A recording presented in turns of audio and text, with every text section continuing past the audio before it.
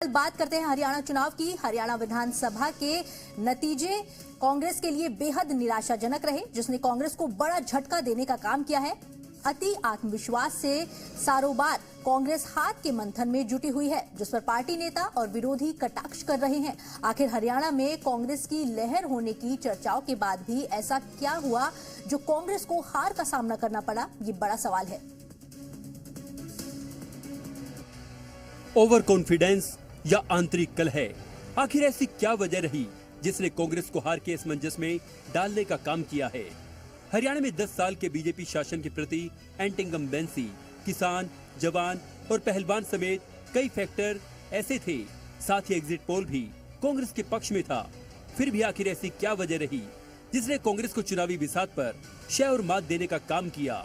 जब कोई व्यक्ति किसी बड़े कंपटीशन वाले एग्जाम को क्लियर करने से चूक जाता है, तब वो अक्सर ही सोचता है कि थोड़ी और मेहनत कर ली होती तो बात कुछ और होती। काश उसका उत्तर ये दिया होता।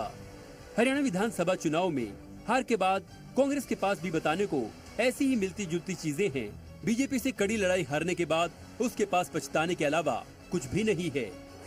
हरियाणा में भीतर घात, सीएम फेस को लेकर तनातनी, कुमारी शैलजा की नाराजगी, हुड्डा परिवार पर हद से अधिक भरोसा, जाट समुदाय पर अत्यधिक निर्भरता, सीट आवंटन और प्रचार अभियान में देरी, हर घर नहीं पहुंच पाई कांग्रेस की गारंटी, पहलवानों के आंदोलन को राजनीतिक बनाना, कांग्रेस नेताओं के विवादित बोल, ओवर कॉन्फिडेंस में आना, पार्टी का कमजोर संगठन, आपसे गठबंधन को टालना, इन्हीं कारणों ने कांग्रेस को बैकफुट पर लाने का काम किया और चुनाव में कांग्रेस का बंटाधार हो गया। कांग्रेस नेता अब भी हैरत में हैं कि नतीजे ऐसे आए तो आए कैसे। झज्जर से कांग्रेस विधायक गीता भुक्कल परिणामों से निराश दिखी और कहा कि हरियाणा की जनता महाबदलाव चाहती थी, लेकिन नतीजों ने हर किसी को आश्चर्यचकित किया। हाँ, देखिए, जिस तरह के रुझान हमें लग रहा था कि आएंगे या एग्जिट पोल दिखा रहे थे और यहाँ की हरियाणा की महान जनता भी एक बदलाव चाह रही थी, लेकिन जो भी महान जनता ने अपना वर्डिक्ट दिया उसको स्वीकार करते।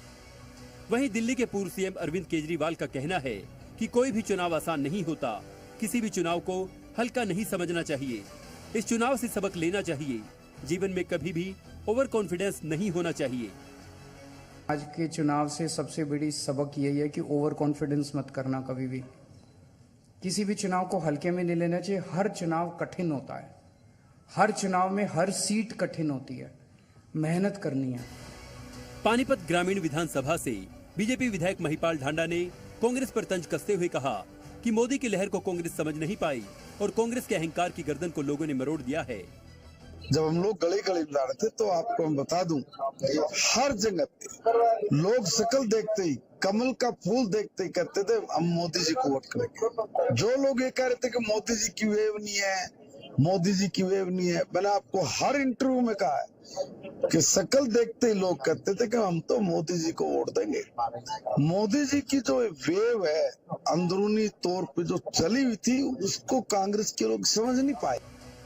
वहीं एचएलपी सुप्रीमो गोपाल कांडा भले ही चुनाव हार गए हों, लेकिन उन्हें बीजेपी की जीत और कांग्रेस की हार पर बेहद खुशी है। गोपाल कांडा ने कहा कि कांग्रेस मुक्त हरियाणा की बात सच हुई है और हरियाणा की जनता ने कांग्रेस को आईना दिखाया है।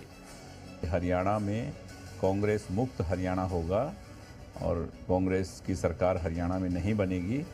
हरियाणा विधानसभा चुनाव परिणामों के झटके से कांग्रेस उबर नहीं पाई है, इसलिए आगामी 5 सालों तक कांग्रेस को अपनी हार के कारणों को दूर करने समेत जनता का दिल जीतना होगा, वरना ऐसा ही रहा तो वनवास कितना लंबा रहेगा कहना मुश्किल होगा।